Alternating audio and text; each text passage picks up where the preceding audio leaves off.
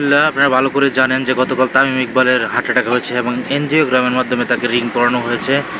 আলহামদুলিল্লাহ এখন সে খুবই ভালো আছে এবং সুস্থ হয়েছে, কিছুটা আগের থেকে অনেকটা বেটার।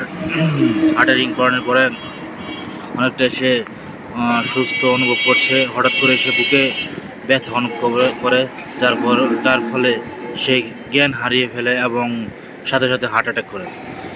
হেলিকপ্টারে নিয়ে আসার পরেও কিন্তু সে হেলিকপ্টারে যেতে পারে না।